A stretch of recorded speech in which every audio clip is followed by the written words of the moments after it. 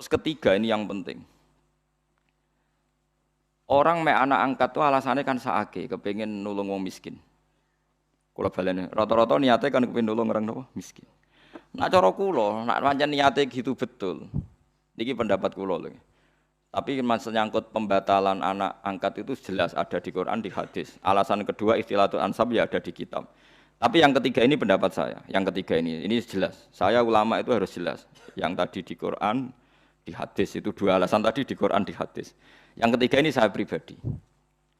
Dan saya yakin saya benar. Kalau Anda tidak sependapat dengan saya berarti ora tau mikir. Ora kok sampean luwih napa? Bener. Misalnya aku anak angkat Ruhin.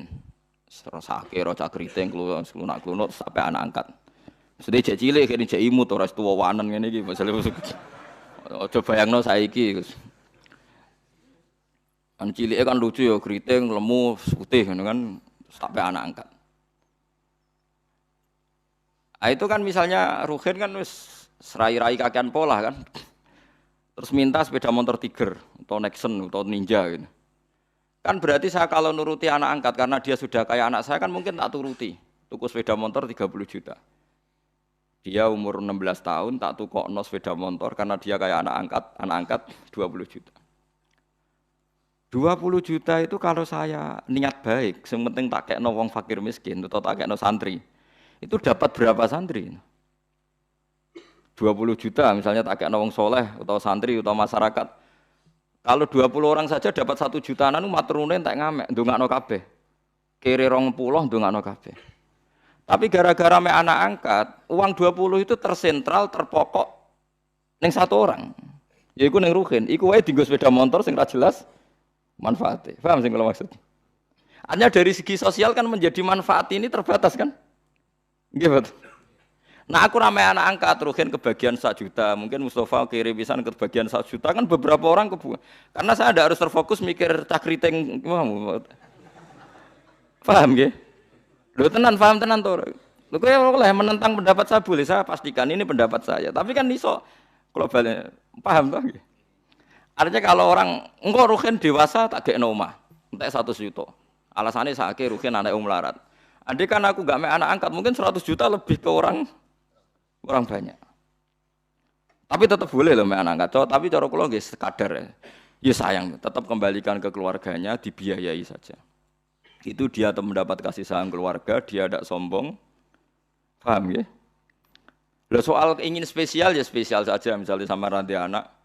Nah, kecuali mungkin ada pengecualian darurat. Sampean enggak punya anak.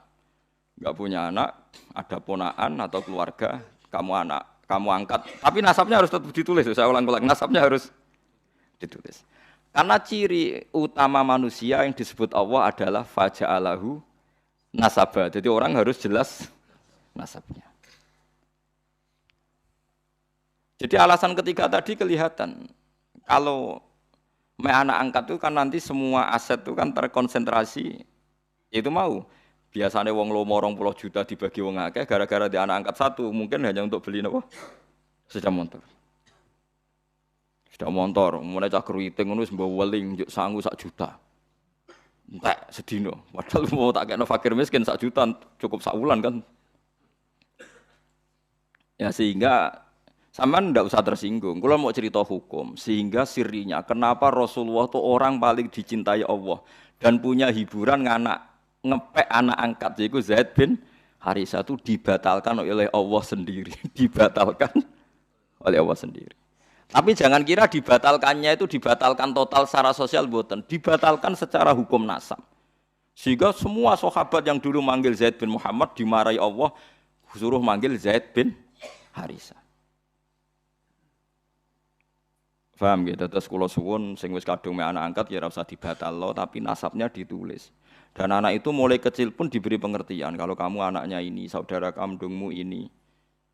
Nah soal kowe kuwatir kok nang bocah tersinggung wong Jawa. Kamu harus lebih kuwatir ketimbang nanti nasabnya kacau balau kawin mbek dulure dhewe, kawin mbek ponakane. Senengane kok nggo alasan rasa Jawa. Ora tau mikir nasibe agama, dipikir nasibe rasane wong Jawa. Soale kaya aku mbek Mustofa tuwa jenggoten corong Jawa wajib dihormati, sesat tapi dihormati Mustofa. Wong ra jelas jluntrunge kok apa dihormati. Harus pakai agama jelas. Orang dihormati karena alimnya atau karena lomane atau krana sabar melarate. Kudu jelas, kudu nyetor slip. Paham nggih? Alasan dihormati. Gak apa-apa misalnya nulis Gus saya fakir 10 tahun sabar. Jadi jenengan harus hormat saya. Kula hormat siap kula. Mergo jelas kesalehane dan saya siap sabar lagi sampai mati ya monggo nanti ditulis. Mlebu swarga syaratnya ngalim, kowe ngalim ya abot sugih, wis kadung ora sugih. Paling mungkin ya melarat karena sudah kadung melarat. Itu syaratnya sabar. Sabar itu orang ngeluh. Orang ngeluh iku betah. Biasanya wong nak betah mbek Allah diterusno wis betah. Wong wis betah wae kan. Itu kan jadi repot. Jadi itu coba hitung ya. Alasan ketiga tadi bisa dihitung. Saya tuh punya pengalaman gitu. Saya punya saudara, punya keluarga, orang kaya, anak angkat. Itu ya kebaikannya ya terkonsentrasi, ya itu tadi. Tergerus hanya untuk 1-2 orang. Ya taruh saja tadi. Kalau orang punya uang 20 juta biasa diamalkan, mestinya bisa dikasihkan pondok atau fakir miskin bisa orang 20-30. Gara-gara anak angkat mungkin seleranya selera yang fuduli, yang enggak prinsip, yang sekunder. Misalnya untuk beli apa? Sepeda motor. Lah ngono anak bowling kok rugen anak angkate.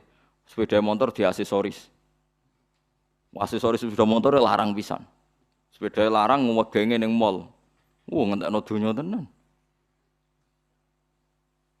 Lah itu kenapa? Menurut saya kalau mau baik-baik saja. Terus saya teruskan.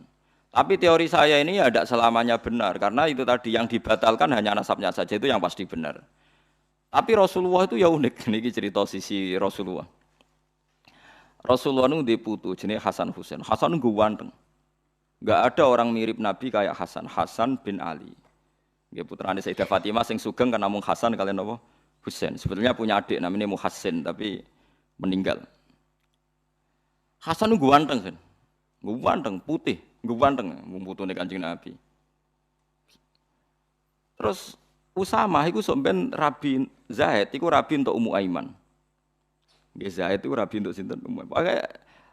Usamah Zaid bin Harisah. Terus gak ada anak namanya Usamah. Zaid itu dia anak jenenge Usamah iku wireng. Njen turunane wong ireng. Niku Kanjeng Nabi senenge pol. Mergo anake anak angkate. Putu sangka anak angkat.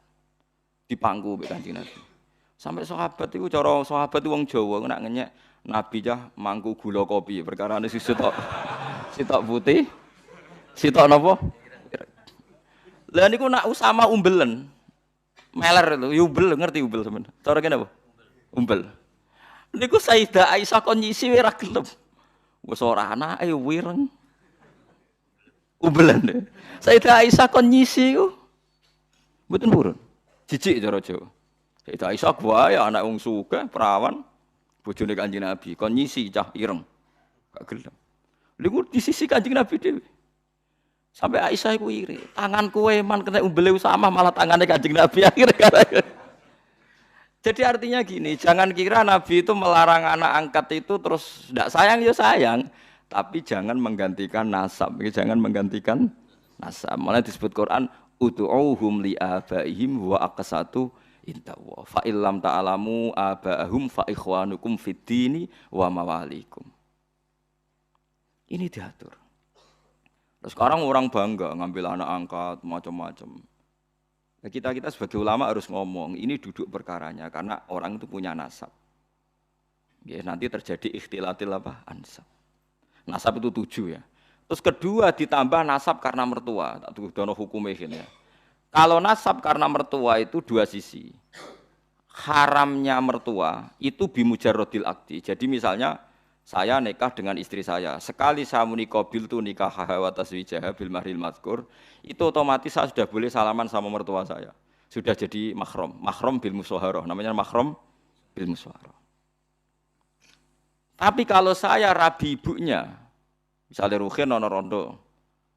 Kasusnya kancane bapak nanti konco, ini kisah nyata. Konco guru di PNS, pegawai Kemenak, pegawai depan. Dekne iku wis tuwa, maksudnya ya ora tuwa banget ya, pokoke duda. Karena dia sugih ning desa PNS wak sugih, ngelamar cah wedok. Sing baturi bapak. Ngamar cawe itu, ya namanya ngamar cawe itu semetu ibu iku rondo. Bareng roh ibu luwe ayu.